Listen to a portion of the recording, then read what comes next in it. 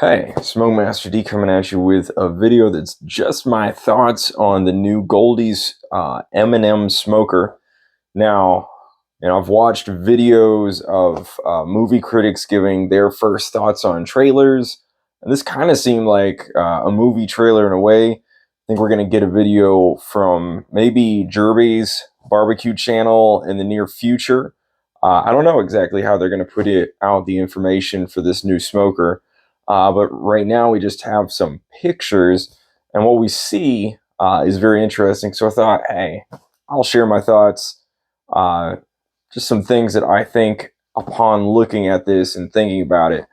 Number one, I'm a little surprised that Goldees is sort of switching over to M&M instead of Millscale. So they've been known to be big Millscale people all this time, so I thought.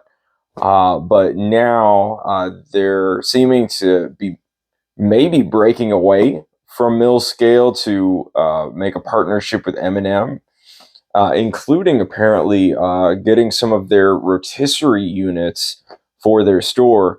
Now, the rotisserie is still going to use, wood fire as the, I believe, heat and smoke source for cooking their food. You may remember, maybe not, did an offset rotisserie show. You want to check that out. I think I'll throw a link up there.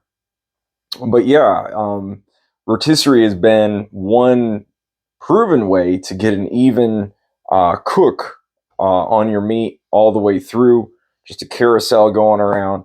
Now, this new unit is not that. It is something else entirely. It's an offset.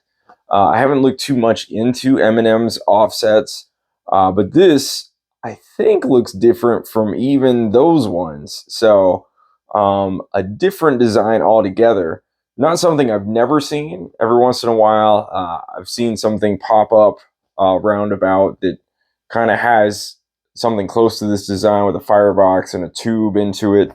I went and looked on Facebook Marketplace to see if I could find that where I'd seen it, but no luck.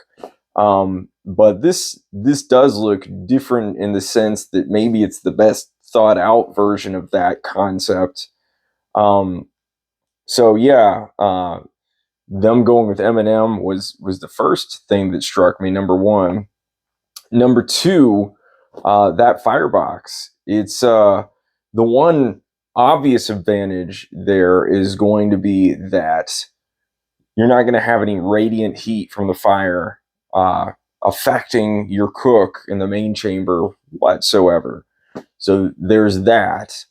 Then, secondly, it doesn't seem like there's any option for cooking in the firebox unless you throw like a cast iron skillet in there or something right on the coals, something of that nature. So this is going to be a dedicated smoker, and that will be it, apparently, which isn't the biggest thing. A lot of people, I think, like to have that option of the grill in the firebox. How many people use it that often? I don't know. Earlier I have an offset smoker, but when I want to cook something and grill it, I have a different option. I'll throw up a little bit of footage of me earlier today. I was making some brats on a Santa Maria insert, Gabby's grill that I have. So yeah, are you going to miss that for the firebox? Number three, it looks like they have a little latch system for their firebox door, and they could have gone with a Chud style bracket there, but they chose not to. Maybe they think their door swings well enough that it's just going to stay wherever you want it to stay. That's a possibility. But yeah, I like the Chud style bracket, so I was a teensy bit disappointed there. Number four, I wonder about its dimensions. How big is this thing? It does kind of look like a 24 by 48, which has become kind of the standard size of, what people are wanting in a bigger, backyard smoker. Is it that big? We don't know that yet, so that's something that's going to be really interesting to learn. It doesn't in all of that, you know, the square inches. I didn't see anything that looked like a second level rack. You know, a lot of people have those second level racks you can cook at a higher temperature there. But this whole idea of just like even temps straight across, it's interesting, but also it's not always desirable. Sometimes you want to cook things at a higher temp, sometimes lower. So, you know, it's kind of been one of those engineering feats that people have been trying to attempt forever, but once they get it, are they going to be entirely pleased with it? I don't know. But yeah, what are the inches in there? But at the same time, you know, if you can get really good even cooking, and you want that, you could do a lot with that too. So I don't want to knock that either. Number 5 in the design, I noticed that the way that the pipe comes up into the main chamber, it's a little bit higher, and the pipe leaving on the other side of the chamber for the stack is a little bit lower. It's kind of that pitch and catch of the hot air moving through it. So sort of like a little bit of an S there, which I think is going to work well. But it kind of, you know, I think it's going to be a little bit more, you know, the heat's going to be up top and then it's going to pull down, which overall, this thing looks like it has a lot of potential to work really well. Obviously, I'm sure they probably tested it. So I'm feeling good about the results.